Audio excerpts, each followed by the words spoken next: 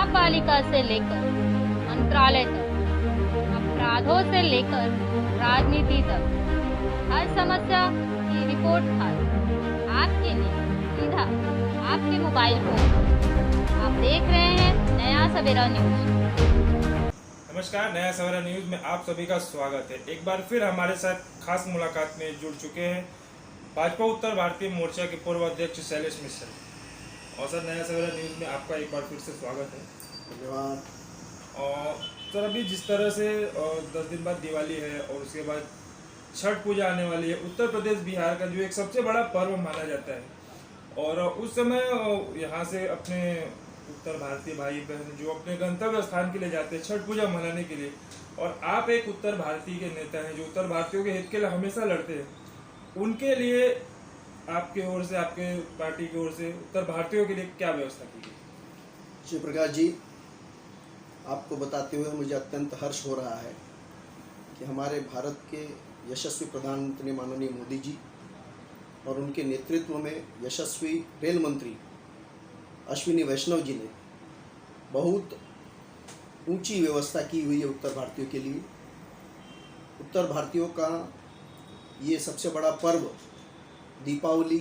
भाई दूज, गोवर्धन पूजा और छठ पूजा, ये मनाने के लिए परिवार के साथ अपने गांव, अपने घर जाकर के अपने लोगों के बीच में ये त्यौहार मनाने के लिए बहुत उत्साहित रहते हैं। और बचपन से मैं देखते आया हूँ कि ऐसे समय पे रेलवे का जो प्रवास है, उस प्रवास में नरक का अनुभव वो लोग करते हैं। लेकिन हमारे प्रधानमंत्री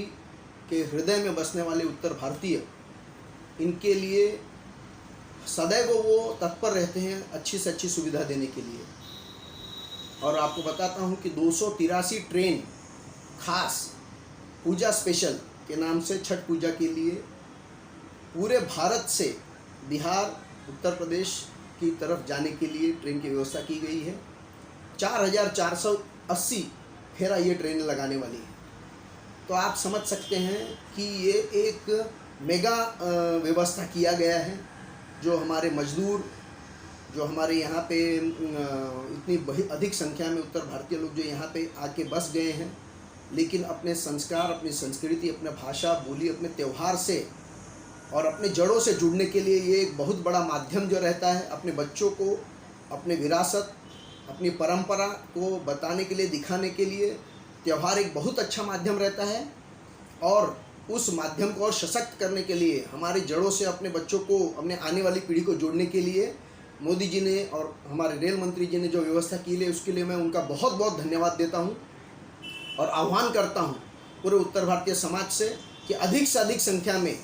लोग अपने त्यौहार मनाने के लिए अपने गांव, अपने घर, अपने प्रदेश, अपने देश पहुँचें और बच्चों को लेके पहुँचें, ताकि उनको अपने त्योहारों से, अपने रीति रिवाज से उनको जोड़ा जा सके। और जैसा कि आपने बताया कि छठ पूजा के लिए जिस तरह से विशेष ट्रेन रेलवे द्वारा चलाई जाती है, तो ये ट्रेन कब से शुरू की गई है या फिर कब से शुरू होने वाली है?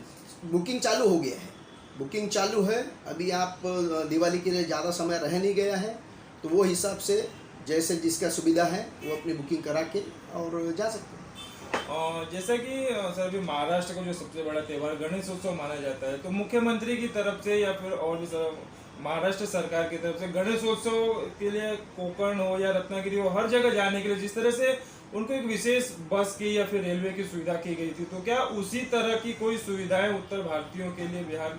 के लोगों को जाने के लिए क्या सरकार की तरफ से, मुख्यमंत्री की तरफ से कोई ऐसी व्यवस्था कोई ऐसी की गई किसी? देखिए, कोकण यहाँ से ज़्यादा 500-550 किलोमीटर दूर है, लेकिन हमारा बिहार, उत्तर प्रदेश, यहाँ करीब 1500 से लेके 2000 किलोमीटर तक की ये दूरी होती है। तो बस की सुविधा वहाँ पे करना किस हद तक सही रहेगा ये मैं नहीं जानता हूँ, मैं नहीं मानता हूँ। लेकिन ट्रेन की सुविधा केंद्र सरकार के माध्यम से हुई है और ट्रेन का ही सफ़र सुरक्षित है और आरामदायक भी है। और कम खर्चे में हमारी जो साधारण जनता है, जो अपने विचारों से जुड़ी हुई है, उनके लिए बहुत सुंदर व्यवस्था की है। और ये व्यवस्था का लाभ अधिक से अधिक सब लोग उठाएं, इसके लिए मैं सबका आह्वान करता हूँ। और ये तो रही सर बात तो उत्तर प्रदेश की, और जैसे कि यहाँ पर भी अत्यधिक संख्या में जहाँ पर उत्तर भारतीय संख्या के लोग हैं, यहाँ पर भी छठ पूजा मनाने के लिए किस तरह से व्यवस्था, उनको किस तरह से सुविधाएं देने की? एक चीज़ के लिए तो मैं हमारे आज के मुख्यमंत्री एकनाथ शिंदे जी के, हमारे उप मुख्यमंत्री देवेंद्र फडणवीस जी का मैं बहुत बहुत धन्यवाद देता हूँ। जब से वो आए हैं, अभी आप गणपति पूजा में भी आपने देखा होगा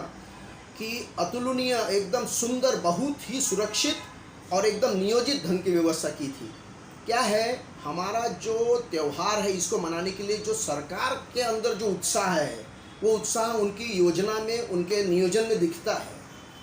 और थाना में भी यहाँ पे जितने भी तालाब हैं, तालाब के पास में तालाब को प्रदूषित से बचाने के लिए उसके बाजू में कृत्रिम तालाब की व्यवस्था की जाती है। बेदी बनाने के लिए भी यहाँ के जो हमारे कार्यकर्ता हैं वो लोग पूरी व्यवस्था करते हैं कि छठ पूजा सूर्योदय से लेकर सूर्यास्त तक, सूर्यास्त से लेकर सूर्योदय तक जो मनाने का रहता है, इसके लिए जितने भी तालाब हैं, थाना में उपवन तालाब है, रायला देवी का तालाब है, अपना ब्रह्मांड में व्यवस्था है, कुलछत के खाड़ी किनारे व्यवस्था की गई है। यहाँ पे आज कई वर्षों से जो हमारे बिहार के और उत्तर प्रदेश के छठ पूजा में मानने वाले लोग हैं, ये लोग बहुत पहले से व्यवस्था करते आए हैं। लेकिन जब इसके पहले की महाविकास आघाड़ी की सरकार थी, उसके अंदर जो दुराव्यवस्था थी, आपको बताता हूँ, वो पोकलेन से, जेसीबी से गटर की माफिक एक नाली बना के उसके अंदर पानी भर के सब वो ये उम्मीद करते हैं कि उसके अंदर हम लोग हमारा छठ मनाएं। तो ये देख के मुझे बहुत कष्ट होता था कि उत्तर भारतीयों को किस हद तक मतलब ये लोग प्रताड़ित करते हैं, उनको सही तरीके से अपना त्यौहार नहीं मनाने देते। लेकिन हमारे आज के मुख्यमंत्री और उप मुख्यमंत्री का तो मैं सच में कोटि कोटि वंदन, अभिनंदन करता हूँ कि वो बहुत सुंदर, गणपति के समय पे भी उन्होंने बहुत ही अच्छी व्यवस्था की थी। और वैसे ही मैं पूरी तरीके से आश्वस्त हूँ कि यहाँ पे कृत्रिम तालाब बना के या जो तालाब हैं उसके अंदर व्यवस्था करके आने जाने के लिए, तालाब के किनारे होने की वजह से जो उनको सुरक्षा की ज़रूरत पड़ती है, वहाँ पे फायर ब्रिगेड का इंतजाम रहता है, वहाँ पे एम्बुलेंस का इंतजाम रहता है, वहाँ पे पुलिस प्रशासन का इंतजाम रहता है। सवेरे भोर में 5 बजे से 4 बजे से लोग भक्तगण अपनी पूजा करने के लिए आते हैं, तो उस समय पे महिला, बच्चों का और सबका जो सुरक्षा व्यवस्था होता है। अभी तक का मेरा अनुभव है कि इनके नेतृत्व में जो सरकार चल रही है, भाजपा और शिवसेना की जो सरकार चल रही है, उसके अंदर बहुत अच्छा व्यवस्था किया जाता है। और जो यहाँ पे नहीं जा पाते हैं अपने गांव, यहाँ पे रहते हैं, उनसे भी आह्वान है कि अधिक से अधिक संख्या में उत्साह से अपना त्यौहार मनाएं और सूर्य नारायण से प्रार्थना करें कि इसी तरीके से हमारा देश, हमारा प्रदेश विकसित करें। और जैसा कि सर अभी आपने बताया कि छठ पूजा तो रायला देवी तालाब, जहाँ पर आप बहुत ही अधिक संख्या में वहाँ पर छठ भक्तों वहाँ पर किया जमावड़ा होता है, लेकिन अभी छठ पूजा के लिए मात्र 10 से 15 दिन बचे हैं और वहाँ की तैयारियां अभी तक वहाँ पर कुछ ऐसी दिखाई नहीं दे रही। वहाँ पर अभी पूरे उनके काम चल रहे हैं, वहाँ पे किस तरह की सुविधाएं? इसके लिए हम लोग जितने भी आयोजक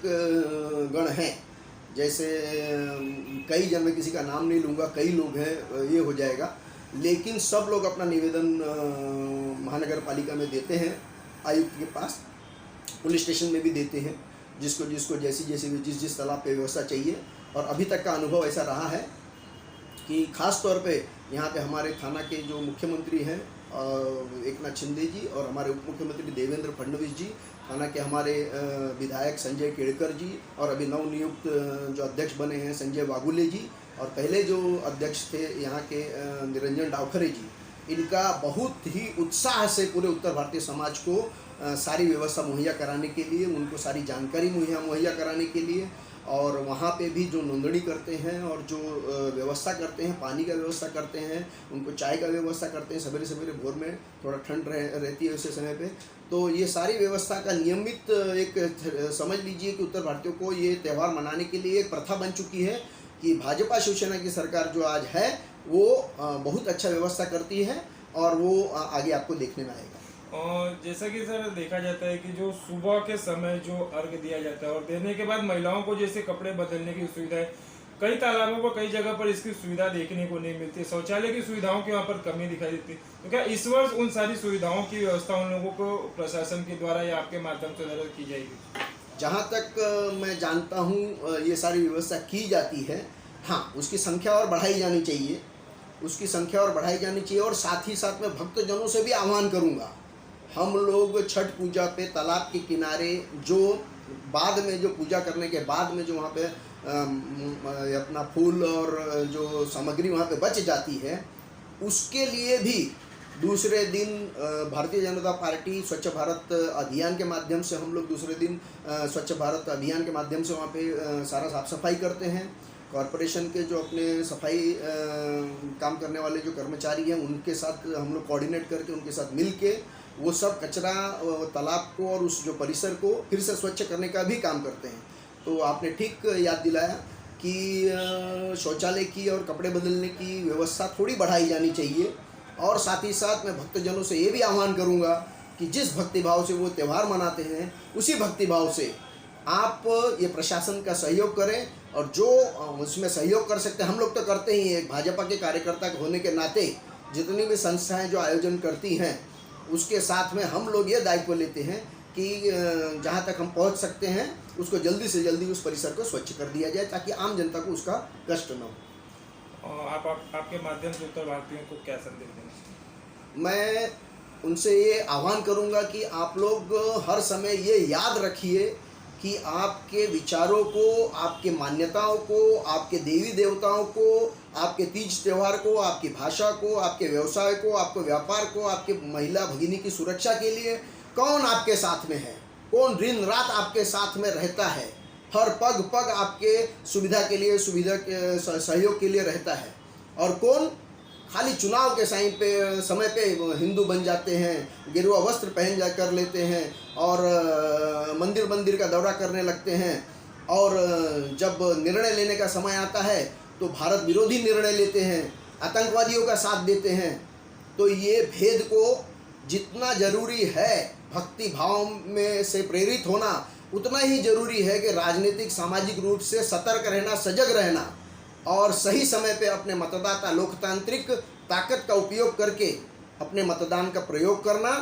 और ये सुविधा अगर निरंतर चाहिए, नहीं तो फिर आप लोगों को याद होगा कि कोरोना के समय पे यही उत्तर भारतीय जो मजदूर हैं इनके साथ कैसा दूजा भाव किया गया था। महाविकास आघाड़ी के लोगों ने मतलब एक तरीके से समझ लो दंडित करने का काम किया था, सिर्फ इसलिए कि ये लोग एक विचार के हैं। इसलिए तो आप लोगों से मैं बार बार आह्वान करूंगा कि भक्ति के साथ साथ अपने सजगता को बनाए रखें और उसको मतदान के समय पे, कोई भी मतदान हो उस समय पे उसका जमकर उपयोग करें। धन्यवाद। और भी खबरों के लिए और मुलाकात करेंगे, तब तक के लिए धन्यवाद। जय श्री राम।